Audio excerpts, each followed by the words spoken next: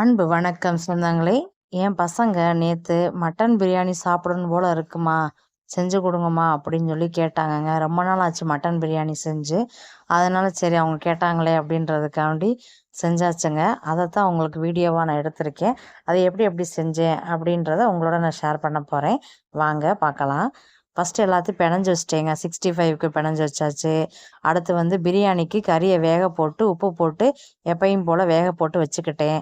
அதுக்கப்புறம் பார்த்திங்கன்னா white rice, ரசம், mutton எலும்பு குழம்பு எல்லாம் வச்சாச்சுங்க. இதை எப்படி வச்சேன் அப்படின்றத பார்ப்போம். ஒரு கடாயில் எண்ணெய் ஊற்றி கொஞ்சோண்டு பட்டை, சோம்பு, கிராம்பு, ஏலக்காய் எல்லாமே போட்டு நல்லா தாளித்து விட்டுட்டு வெங்காயம், பச்சை மிளகா, ஒரு பச்சை மிளகா போட்டுக்கோங்க.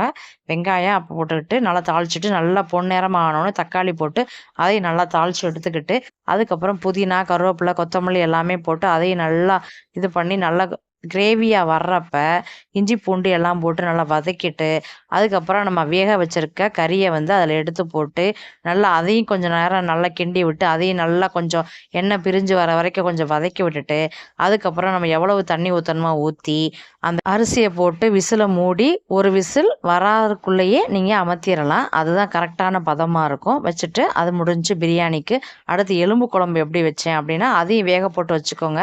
அதுக்கப்புறம் ஒரு கடாயில் எண்ணெய் ஊற்றி சோம்பு போட்டுக்கோங்க. கடுகு வேணாம், சோம்பு எல்லாம் போட்டு நல்லா வதக்கிட்டு வெங்காயம், தக்காளி எல்லாம் போட்டு வதக்கிட்டு இஞ்சி பூண்டு எல்லாம் போட்டு வதக்கிட்டு அதுக்கப்புறம் கருவேப்பிலை, கொத்தமல்லி போட்டு வதக்கிட்டு வேக வச்சுருக்கதை அதையும் எடுத்து போட்டு மசாலா எவ்வளவு தேவையோ அதையும் போட்டு நல்லா ஒரு கொதிச்சோன்னு அதுக்கப்புறம் தேவையான கொஞ்சோன்னு நீங்கள் தேங்காய் அரைச்சி ஊற்றி ரெடி பண்ணினீங்கன்னா மட்டன் எலும்பு குழம்பு ரெடி ஆயிரும். அப்புறம் 65 பிணைஞ்சு வச்சாச்சு. அதை நீ போட்டு எடுக்க வேண்டியதான். ஒயிட் ரைஸ் ஒரு பக்கம் வெந்துக்கிட்டு இருக்கு, இன்னொரு பக்கம் ரசம் கொதிச்சுக்கிட்டு இருக்கு, அதுவும் முடிஞ்சிச்சு.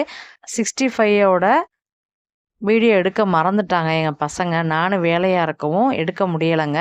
அதனால் கோச்சிக்காதீங்க. ஆனால் அதோட ப்ராசஸ்லாம் அவங்ககிட்ட காட்டியிருக்கேன். அதனால் அதை பார்த்து நீங்கள் எப்பயும் போல் எண்ணெயில் பொரிச்சு எடுக்க வேண்டியது தான். அவ்வளோதான் வேலை. அதுக்கு என்னென்ன போட்டேன் அப்படின்னு பார்த்தீங்கன்னா கொஞ்சோண்டு கடல மாவு, பச்சரிசி, அப்புறம் கார்ன்ஃப்ளவர் மாவு, எலுமிச்சம்பழம் கொஞ்சோண்டு, அதுக்கு தேவையான கறி மசால் பொடி, தனி மிளகா பொடி, கொஞ்சோண்டு காஷ்மீரி பொடி எல்லாம் போட்டு கலந்து ரெடி பண்ணி வச்சாச்சு. அவ்வளோதாங்க. இனி பொரிச்சு எடுக்க வேண்டியது தான்.